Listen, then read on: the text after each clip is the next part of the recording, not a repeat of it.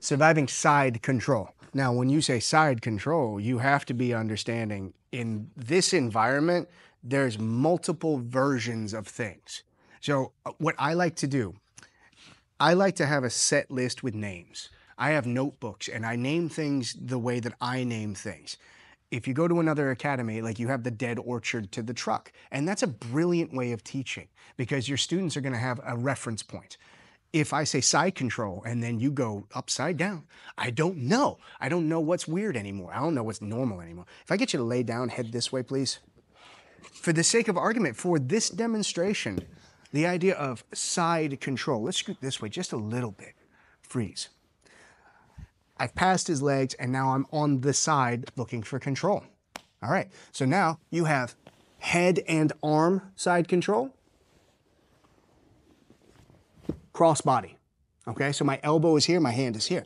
Those are the two ways that I teach, and then there's north, south, there's two hands here, two hands there. Your weight distribution starts to play a part in everything. When you shift your hips, you have long base forward, long base back, short base side, etc. Like I said, if you have your own notebook, you're gonna be a lot smarter, a lot faster. Take your own notes in your own words and it'll click a lot easier. For the sake of argument, for this demonstration, let's say I have an underhook, I'm under the head, and my chest is touching the chest, squeezing for dear life. Maybe I'm driving that shoulder of justice. I'm sure it has a cool Japanese name now. I don't know anymore. Hop up, and I want you to do it to me. I need to learn how to survive.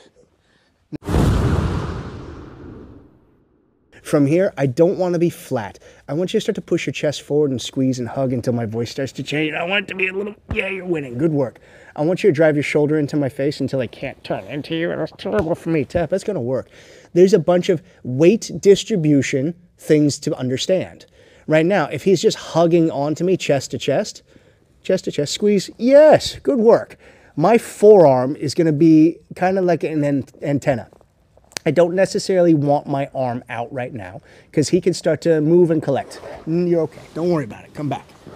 The idea is my left foot equals my right forearm. Now, when he starts to move his hips, I already feel what he's doing. Turn your hips.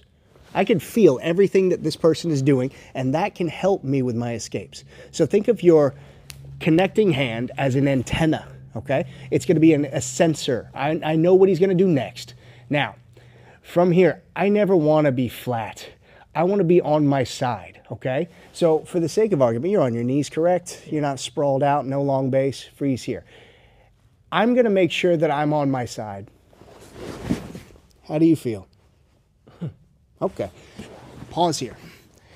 If my chin can turn in a direction, my hips can turn in a direction. Okay? If he drives his shoulder into me, I cannot go in this direction. My hips and my spine are going to break. Well, my hips aren't going to break. My spine's going to like fucking do a weird thing.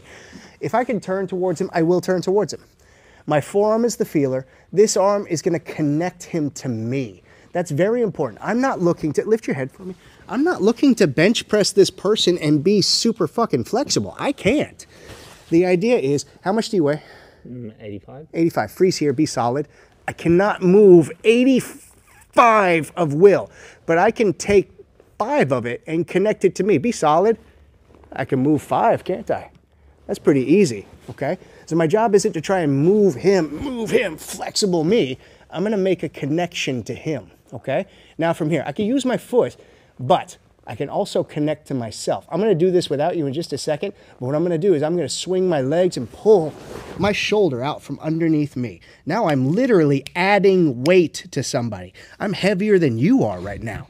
My job is to retain the guard, start to attack, etc. But for now, let's talk about that without you. I'll get you to scoot away for a second. If he's pushing my chin in this direction and I try and turn my hips in this direction, I'm gonna be damaging myself, right? If he pushes my chin in this direction, there's an escape in this direction. I'm a genius. The idea is if I can face who I'm fighting, I will face who I'm fighting. I don't want to try and move 80-something kilos of will. I'm going to connect a piece of him to me. When I do that, very important that you understand that I am not hugging the arm. That's a lot of space for an arm to slip out. I'm actually reaching down, taking out the slack. So when I'm here, I reach to my toes like I'm doing a hip escape. I'm connected to his hip line so I can feel what he's gonna do next.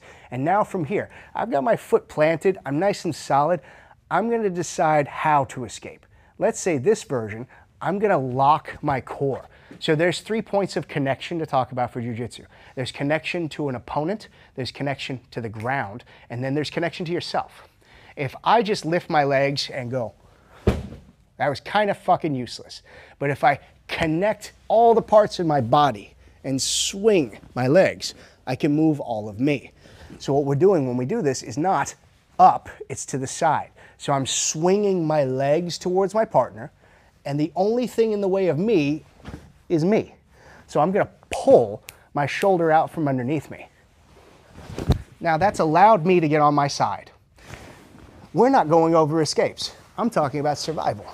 What I want you to do is I don't want you to be flat, flat, flat. I want you to learn how to get on your side so that you can bear weight in order to add weight. That's very important when it comes to surviving underneath side control.